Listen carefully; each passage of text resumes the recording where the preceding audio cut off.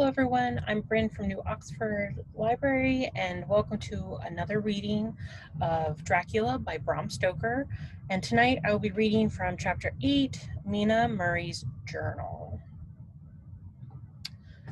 18 August. I am happy today and right sitting on the seat in the churchyard. Lucy is ever so much better. Last night she slept well all night and did not disturb me once. The roses seem coming back already on her cheeks. Though she is still sadly pale and wan-looking, if she were in any way anemic, I could understand it. But she is not. She is in gay spirits and full of life and cheerfulness.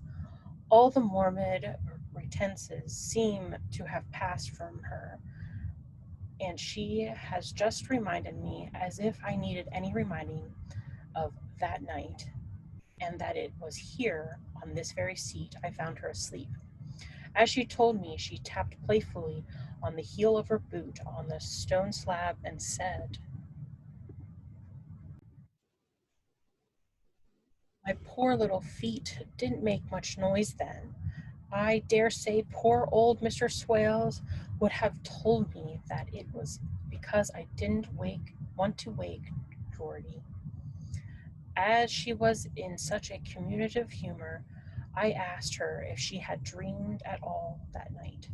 Before she answered, that sweet, puckered look came into her forehead, which Arthur, I call him Arthur from her habit, says he loves, and indeed I wonder that he does. I don't wonder that he does. Then she went on in a half-dreaming kind of way, as if trying to recall it to herself. I didn't quite dream, but it all seemed to be real. I was only wanting to be here in this spot. I don't know why, for I was afraid of something. I don't know what. I remember, though, I suppose I was asleep, passing through the streets and over the bridge.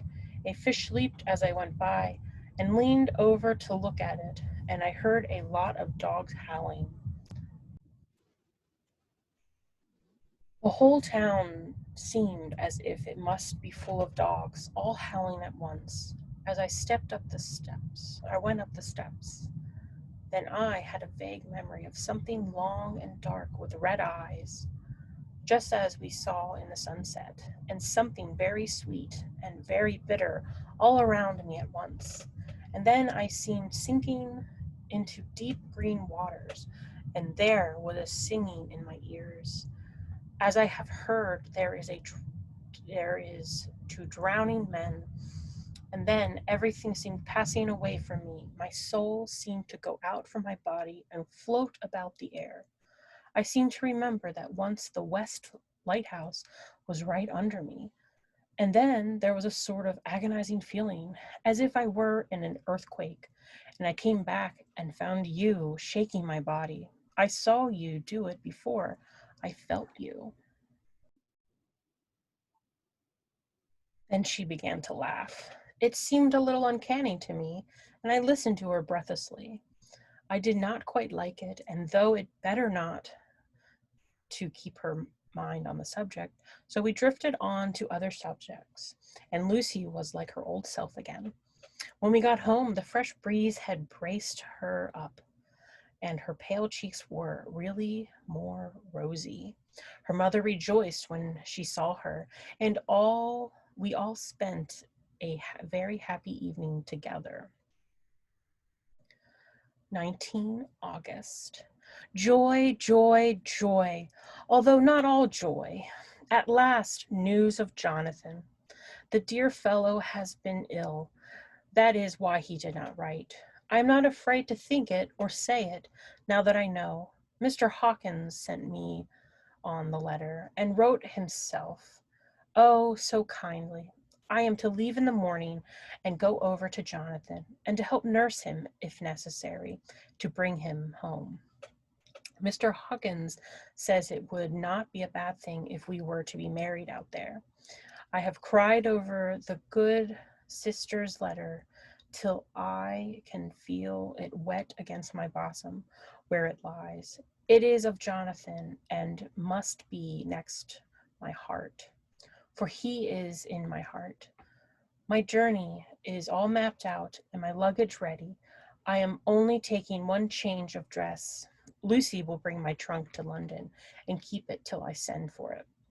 For it may be that I must write no more. I must keep it to say to Jonathan, my husband, the letter that he has seen and touched must comfort me till we meet. Letter. Sister Agatha, Hospital of St. Joseph's and St. Mary, Budapest, to Miss Wilhelmina Murray. 12 August.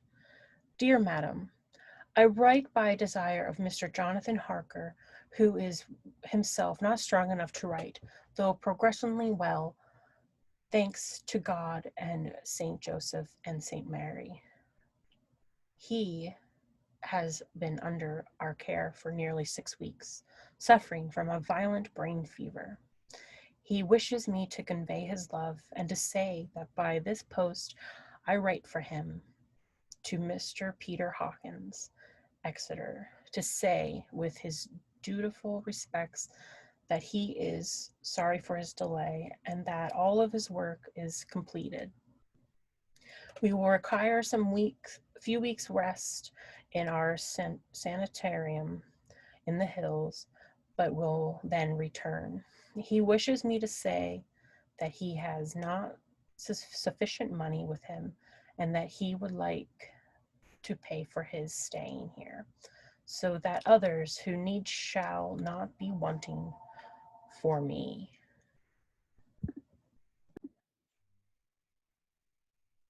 For help. Believe me, yours with sympathy and all blessings, Sister Agatha. P.S. My patient being asleep, I open this to let you know something more. He has told me all about you and that you are shortly to be his wife. All blessings to you both. He has had some fearful shock, so says our doctor, and in his delirium his ravings have been dreadful, of wolves and poison and blood, of ghosts and demons, and I fear to say of what. Be careful with him always, that there may be nothing to excite him of this kind for a long time to come. All traces of an illness as he is do not lightly die away. We shall have written long ago, but we knew nothing of his friends, and there was on him nothing that anyone could understand. He came in the train from Klassenburg, and the guard was told by the station master there that he rushed into the station shouting for a ticket for home. Seeing from his violent demeanor that he was English, they gave him a ticket for the furthest station on the way thither that the train reached. Be assured that he is very well cared for. He has won all hearts by his sweetness and gentleness. He is truly getting on well, and I have no doubt will in a few weeks be all himself. But be careful of him for safety's sake. There are, I pray God and St. Joseph and St. Mary, many, many happy years for you both. Dr. Seward's Diary. 19 August. Strange and sudden change in Renfield last night. About 8 o'clock, he began to get excited and sniff about as a dog does when setting. The attendant was struck by his manner, and knowing my interest in him, encouraged him to talk. He is usually respectful to the attendant and at times servile. But tonight the man tells me he is quite haughty, would not condescend to talk to him with him at all. All he would say was, I do not want to talk to you. You don't count now. The master is at hand.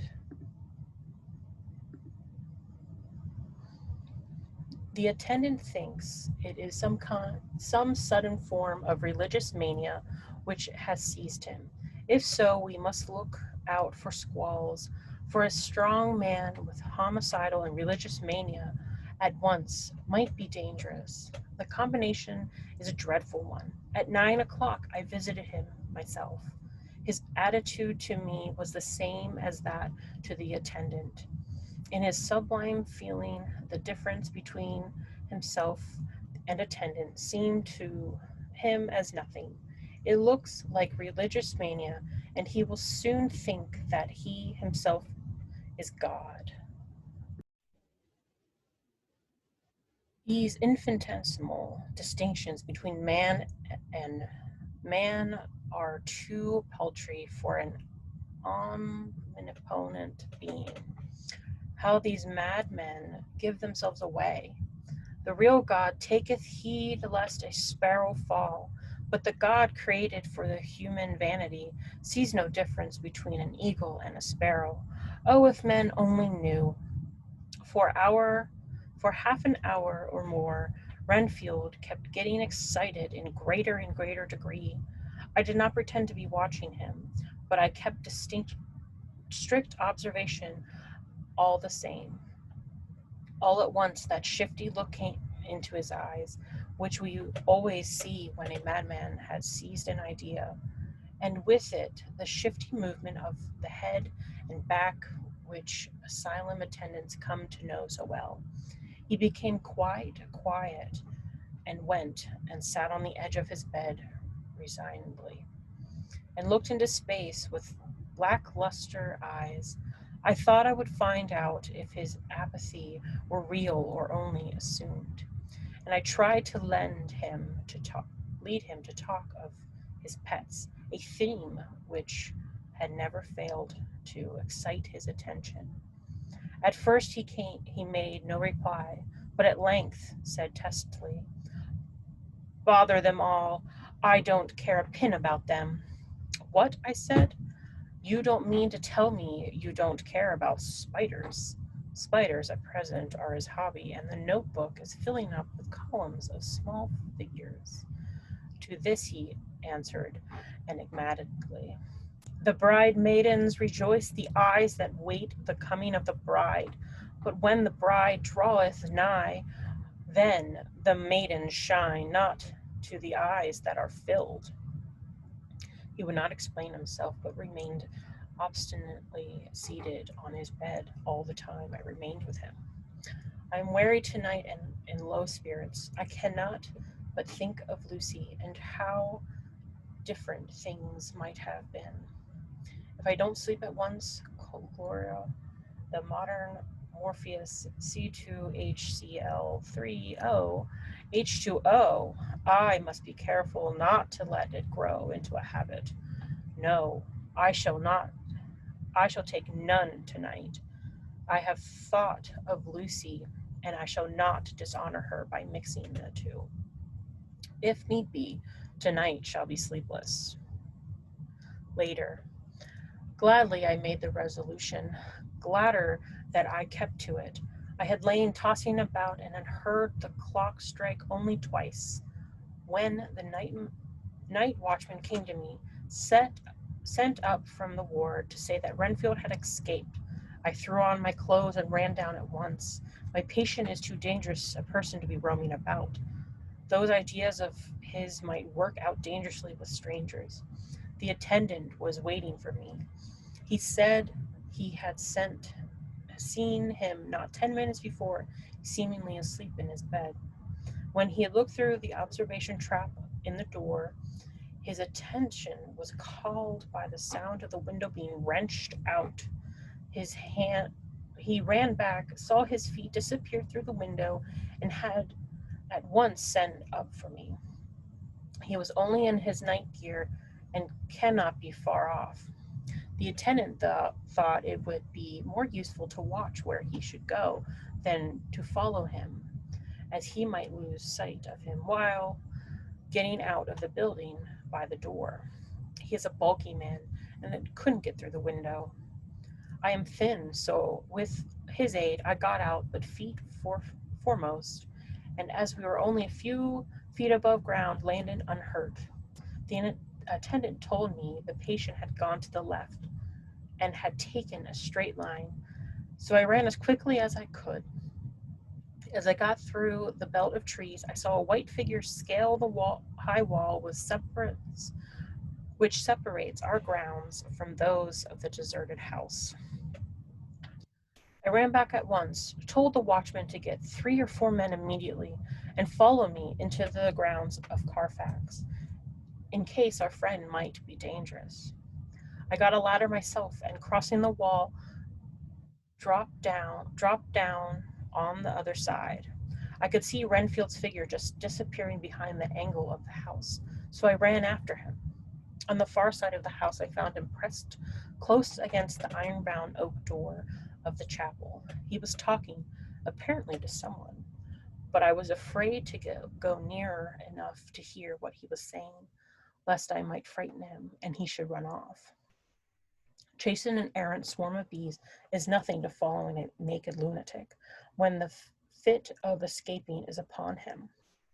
After a few minutes, however, I could see that he did not take note of anything around him, and so ventured to draw nearer to him. The more so as my men had now crossed the wall and were closing him in. I heard him say, "I am here to do your bidding, master. I am your slave, and you will reward me, for I shall be faithful.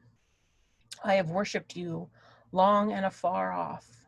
Now that you are near, I await your commands, and you will not pass me by. Will you, dear master, and your distribution of good things?" He is a selfish old beggar anyhow. He thinks of the loaves and fishes, even when he believes he is in a real presence. His manias make a startling combination.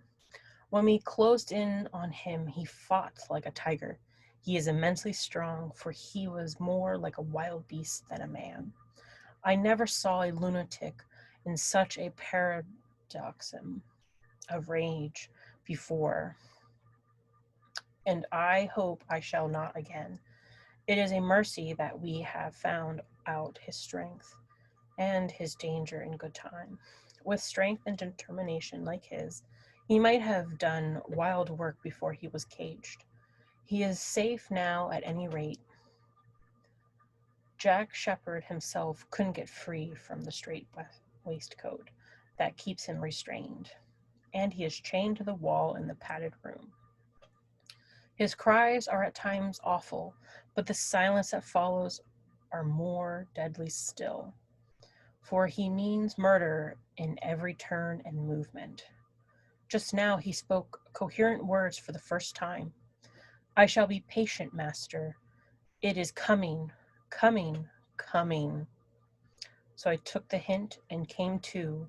I was too excited to sleep, but this diary has quieted me, and I feel I should get some sleep tonight.